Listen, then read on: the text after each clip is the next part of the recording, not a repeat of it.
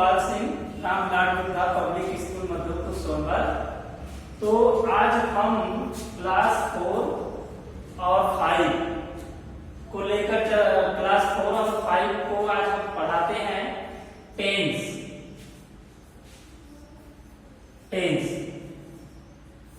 तो ध्यान दीजिएगा, जब हम टेंस की बात करते हैं तो हिंदी में काल, यानी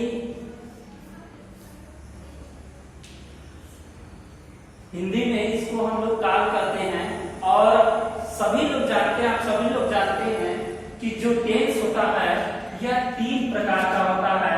इसके 3 पार्ट होते हैं। पहला होता है प्रेजेंट टेंस,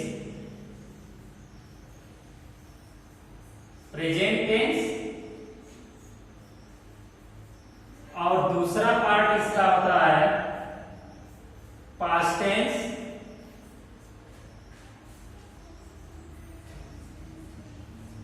और इसके तीसरा पार्ट होता है फ्यूचर टेंस।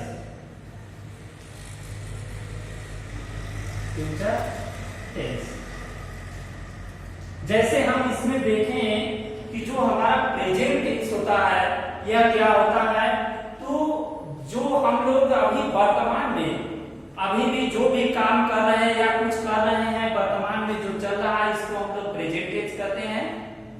और जो कल बीत चुका है, जो कल हम लोग इस बीत चुका है उसको देखते हैं तो वो हो जाता है पास्ट टेंस, और जो कल आने वाला है वह है फ्यूचर टेंस। तो इस तरह टेंस के 3 पार्ट हो गए। प्रेजेंट टेंस जिसको हम लोग कहते हैं वर्तमान, और पास्ट टेंस भूतकाल, और ये हो गया फ्यूचर भविष्य का।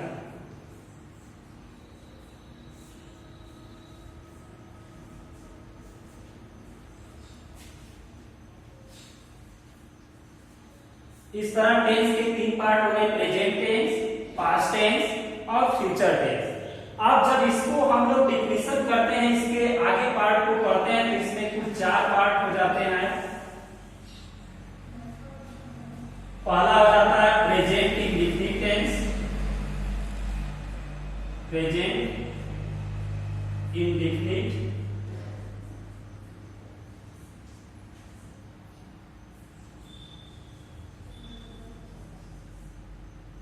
Present indefinite tense. और दूसरा पार्ट हो जाता है present continuous,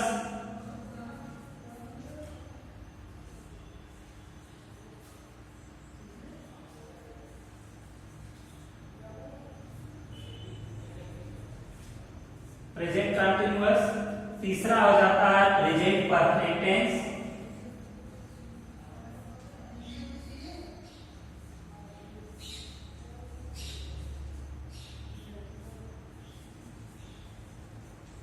present perfect tense.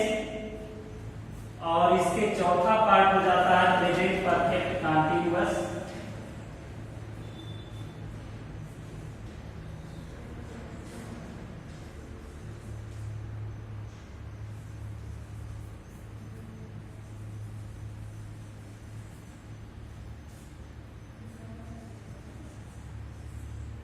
इस तरह कुल मिलाकर प्रेजेंट टेंस के 4 भाग हो गए। Present indefinite tense, present continuous tense और प्रेजेंट परफेक्ट टेंस, फिर प्रेजेंट परफेक्ट कंटीन्यूअस टेंस। तो हम लोग आगे पढ़ेंगे इसको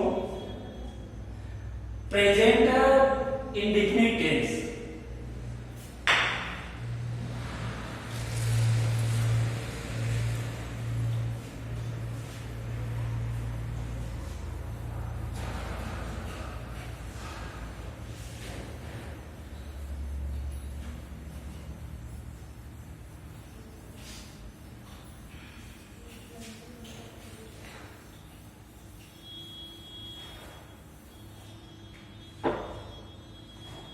सबसे पहले आज हम शुरुआत करते हैं, पहला हो जाएगा प्रेजेंट इंडेफिनिट टेंस।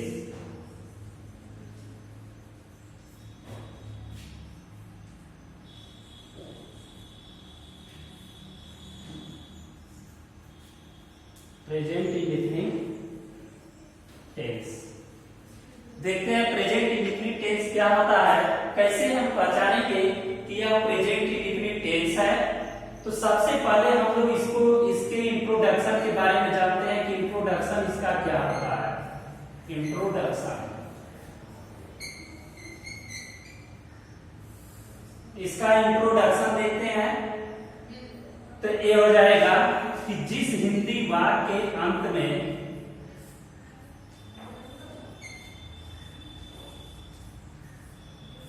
जिस हिंदी वाक्य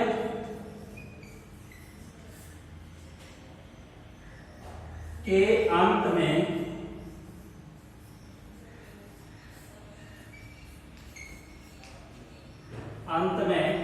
ता है, ते है,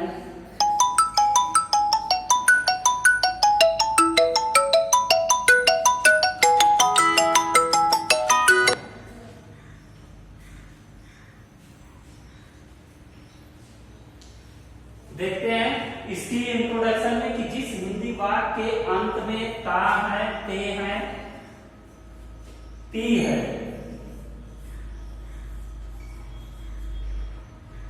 इत्यादि शब्द आए तो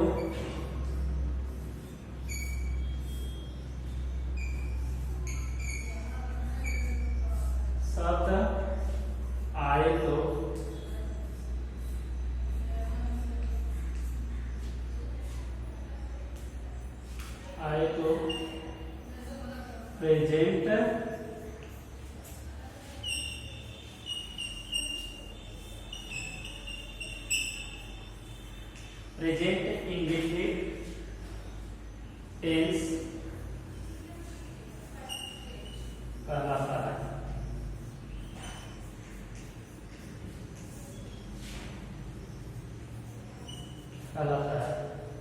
ध्यान दीजिएगा, यानी कि प्रेजेंट इंडेफिनिट टेंस में इसका इंट्रोडक्शन है कि जिस हिंदी वाक्य के अंत में ता है, ते है, ती है इत्यादि शब्द आए तो प्रेजेंट इंडेफिनिट टेंस कहलाता है।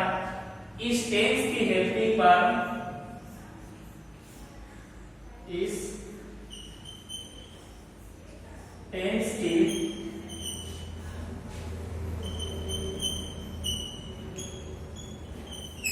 हेल्पिंग वर्ब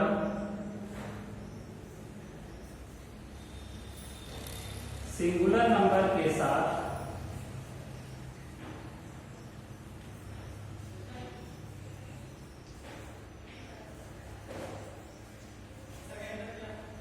सिंगुलर नंबर के साथ डच तथा प्लूरल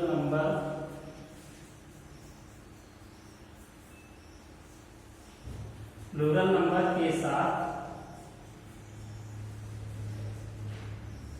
डू का प्रयोग किया जाता है।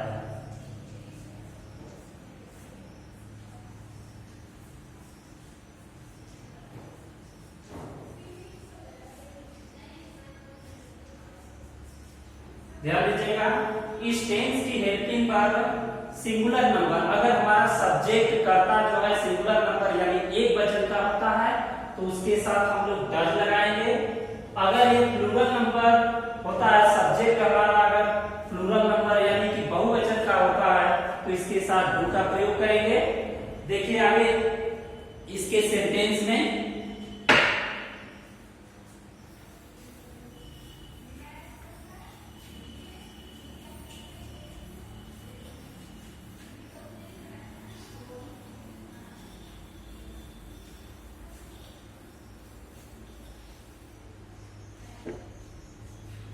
ध्यान दीजिएगा कि हर टेंस में चार सेंटेंस होंगे। तो सबसे पहला सेंटेंस है पॉजिटिव सेंटेंस।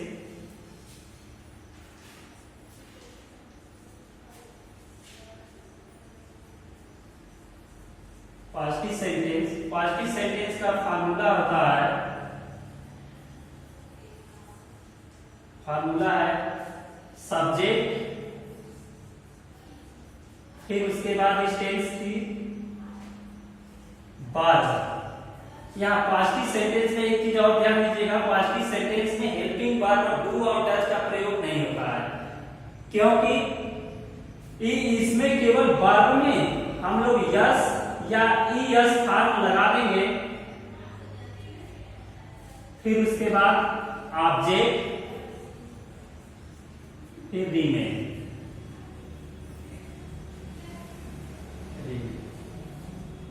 यानी सबसे पहले हम लोग सब्जेक्ट लिखेंगे, फिर वर्ब लिखेंगे इस टेंस की वर्ब, और वर्ब में यस या ईएस फॉर्म लगा देंगे, ऑब्जेक्ट और रिमेन। एग्जांपल देखते हैं।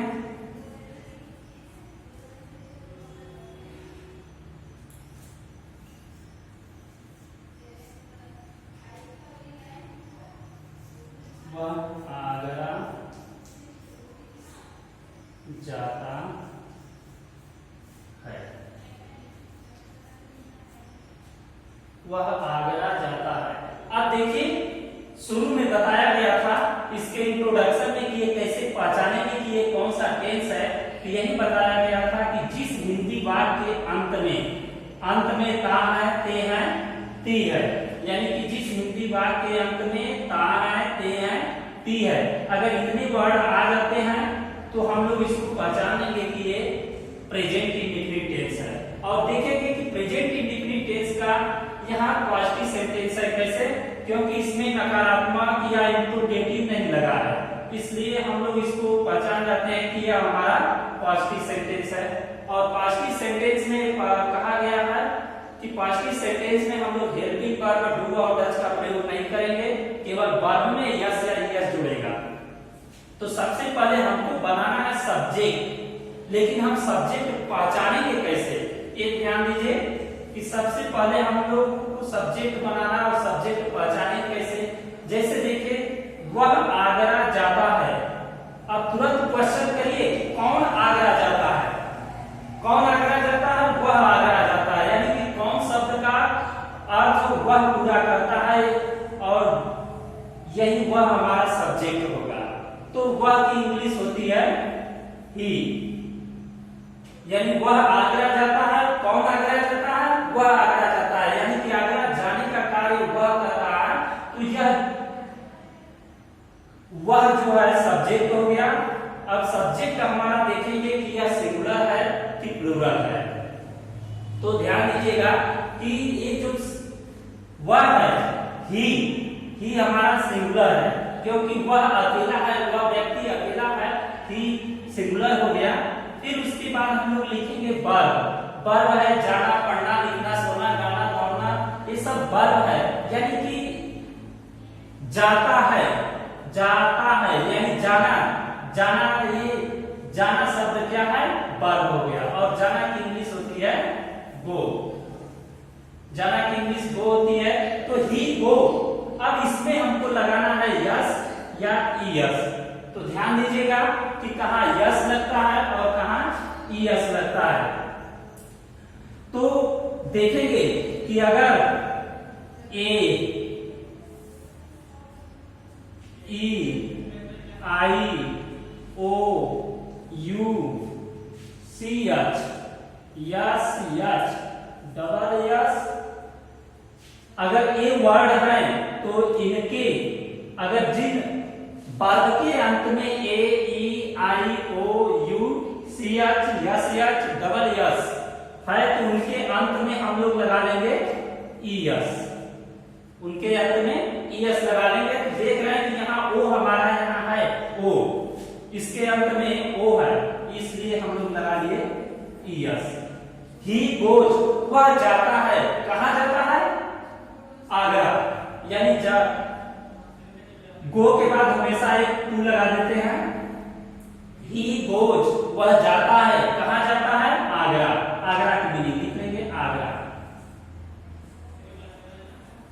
और फुल स्टॉप। और एग्जांपल देख लीजिए, जैसे मैं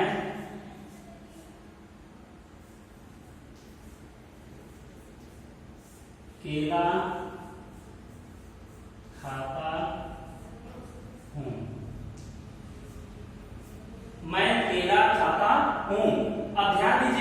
सबसे पहले हमको सब्जेक्ट बनाना है। तो सब्जेक्ट हमारा इसमें है कि मैं केला खाता हूं। कौन केला खाता है? मैं, यानी मैं हमारा क्या हो गया? सब्जेक्ट। तो आई हो गया। फिर उसके बाद लिखेंगे वर्ब। वर्ब है खाना। वर्ब खाना, खाना की इंग्लिश होती है ईट। फिर उसके बाद अब हमको वर्ब में यस या यस लगाना है। तो देखेंगे कि ये जो सब्जेक्ट हमारा होता है, सब्जेक्ट के अनुसार वर्ब में यस या यस लगेगा। अगर सब्जेक्ट सिंगुलर है तो वर्ब में यस या यस लगेगा। प्लूरल अगर रहेगा, आई प्लूरल है, तो यहाँ वर्ब में यस या यस नहीं लगेगा। आई ईट, मैं खाता हूं। क्या खाता हूं? केला, बनाना, फुल स्टॉप। मैं केला खाता हूं, आई ईट बनाना।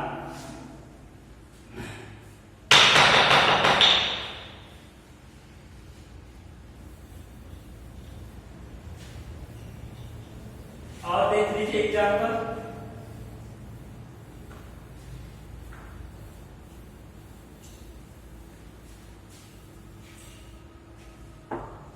जैसे एग्जाम्पल, तुम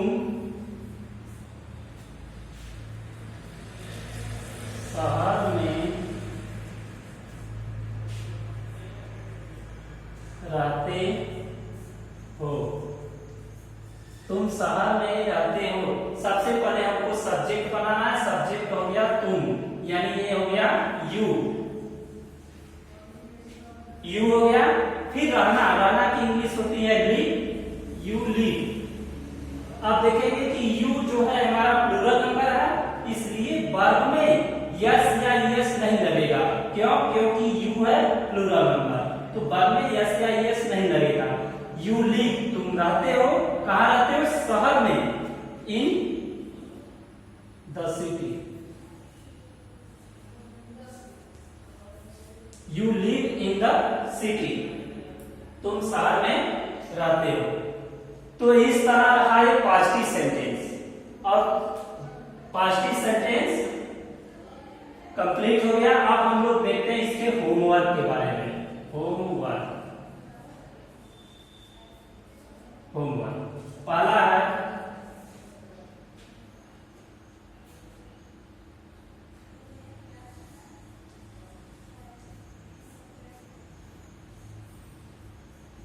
खाना। राधा खाना बनाती है। राधा खाना बनाती है। दूसरा हो गया, तुम फल बेचते हो। तीसरा, बच्चे क्रिकेट खेलते हैं। क्रिकेट खेलते हैं। फोर्थ है, हम लोग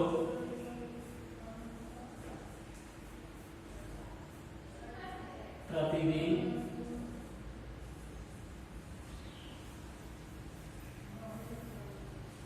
अखबार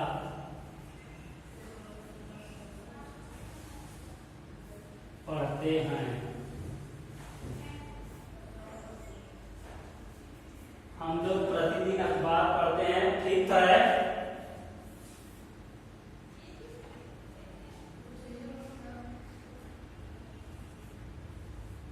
वह चावल